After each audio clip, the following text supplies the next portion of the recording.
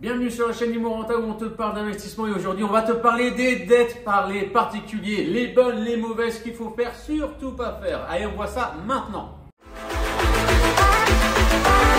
Alors avant ça, si tu n'es pas abonné à la chaîne, abonne-toi à la chaîne, tu cliques sur le bouton, tu actives les notifications et surtout n'hésite pas à partager les vidéos si tu penses qu'elles peuvent aider tes amis pour gérer, que ce soit leurs investissements, que ce soit peut-être les dettes, le sujet aujourd'hui. Ok, bon les amis, on va voir la dette. Donc la dette, il y a de la bonne dette, il y a de la mauvaise dette. C'est ce qu'on va essayer de vous inculquer dans cette vidéo qui va durer quelques minutes, mais qui peuvent littéralement changer votre vie financière si vous n'êtes pas encore au courant de la bonne et de la mauvaise dette. Donc des exemples sans plus attard. Ah, t'es pocho. Alors, qu'est-ce que c'est une mauvaise dette? Mauvaise dette, c'est déjà crédit à la consommation. Crédit à la consommation, c'est que vous avez déjà acheté quelque chose. Il faut que vous supprimiez tout. C'est ça. Ouais, mais j'aime bien ma voiture à 20 000 €. Oui, mais si tu as acheté une voiture à 20 000 €, c'est que tu n'avais pas les moyens de te l'acheter. Donc, achète moins cher. Tu peux avoir les moyens de t'en acheter une. Oui, mais sauf si tu l'achètes à crédit, ça montre bien que tu ne pouvais pas. Ah, là, tu touches quelque chose du doigt. Voilà, donc, si vous n'avez pas les moyens de vous acheter une bagnole à 20 000 €, si vous n'avez pas le cash, enfin, mais peu importe, 20 000 balles. Si vous n'avez pas le cash pour vous acheter une bagnole, vous n'achetez pas cette bagnole. C'est aussi simple que ça. C'est une bonne règle. C'est simple. Elle est facile. Sauf qu'il y a beaucoup de personnes qui ne l'appliquent pas. Ils veulent avoir une belle voiture parce que la voiture représente un statut social. Attends, alors, et là, en plus, c'est l'exemple véridique. Un jeune qui a 20 ans, qui venait d'avoir le permis, du coup, il achète au nom de son père une Sirocco. Ok. Je crois que tu avais parlé de toi, de ta Mégane que tu avais acheté neuve. C'est bon, ça là. Mais donc, oui, c'est vrai que j'avais fait aussi cette connerie-là. Mais sauf que là, c'est encore pire. Le mec, il achète au nom de son père, mais il fait un crédit qui rembourse. D'accord. Et en plus, il met aussi au nom de son père l'assurance parce qu'en fait, ça coûte trop cher sinon la Sirocco. Il paye pas, il n'a pas les moyens pour payer. Et là, je le regarde, je fais et du coup, tu es quand même content de ta voiture parce que là, tu te rends compte de ce que tu viens de faire, quoi. Il dit non, franchement, je suis vraiment bien dedans. En plus, c'est une belle voiture et tout. Puis il monte tes photos et tout. Il était vraiment content. Et je lui repose vraiment la question, je fais mais tu es vraiment content de ce que tu as mis en place là, pour avoir cette voiture qui au final ne t'appartient même pas? Et puis là il me regarde et tout, je dis, elle est vraiment belle et tout, je dis c'est bon, j'arrête, il n'a rien compris, quoi. Ok, non mais parce qu'il n'a pas encore vu cette vidéo. Donc achetez des biens qui se déprécient seulement en cash. Donc une voiture, on en a besoin pour aller d'un point A à point B. Oubliez les signes extérieurs de richesse. Ok, si vous n'avez pas les moyens d'avoir une voiture à 20, 30 000, peu importe le montant, mais qui soit plus cher que ce que vous puissiez vous payer, ne vous la payez pas. Utilisez cet argent pour investir, notamment dans l'immobilier qui est un des meilleurs investissements que vous puissiez faire. Et une fois que vous aurez de l'argent, vous payerez cash une Porsche, une Ferrari, une Lamborghini, une BM, une Mercedes, peu importe. Mais au début, c'est bien aussi.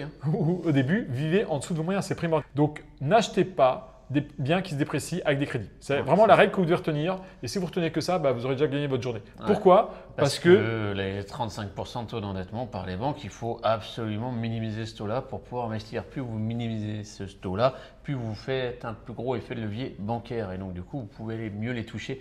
Si tu es à 6% de taux d'endettement, c'est nickel. Ça veut dire que tu as 29% où tu peux caler un crédit, mais qui va te rapporter de l'argent. Et ça va être de la bonne dette, quoi.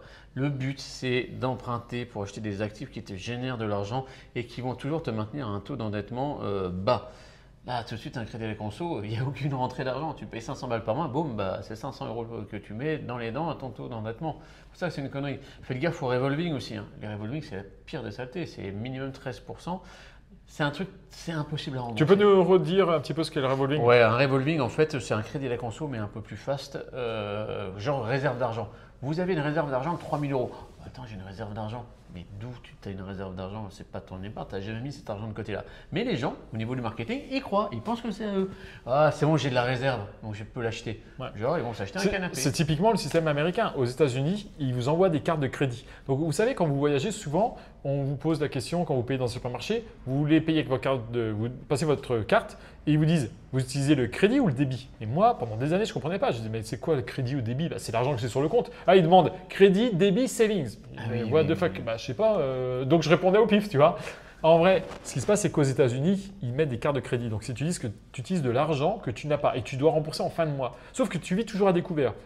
Et puis, dès que tu as un imprévu, une sortie de route, tu ne peux pas rembourser. Et là, ils t'appliquent des taux qui sont à… Dingue, mais c'est plus de 10%. 10%, 15%, 18% des fois. Et donc, ça, c'est un vrai piège. Supprimer tous les crédits à consommation, c'est de la mauvaise dette.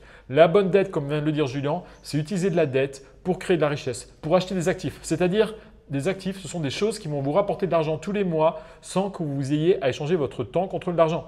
typiquement de l'immobilier. Donc faire un crédit de 100 000 euros pour acheter un appartement que vous allez louer en location courte durée qui va vous dégager 500 euros de cash flow, c'est un bon crédit. Ok? C'est ça. Donc faire de la dette, ça peut être une très bonne chose. On va refaire un parallèle. On a été voir Robert Kiyosaki, pour ceux qui connaissent, l'auteur de Rich Dad, Poor Dad. Père riche, père pauvre. Il y a 2 ans, il y a 2 jours dans un séminaire, et il nous racontait, Robert, qu'il est endetté à 1,2 milliard. 1,2 milliard, s'il te plaît. Et il dit c'est de la bonne dette et je suis 100% d'accord avec lui. D'ailleurs, c'est lui le premier qui nous avait mis dans cette tête cette idée de bonne dette, mauvaise dette. Donc, utilisez de la bonne dette, arrêtez les mauvaises dettes et vous allez vous enrichir. C'est pas plus compliqué que ça. Et vous allez vous poser une dernière question. Bah, ok, d'accord, on commence quand? Bah, maintenant, en fait. Hein. Dès que là, tu dis ok, bah, tu t'assainis. Si c'était déjà sain au niveau de tes dettes, c'est cool.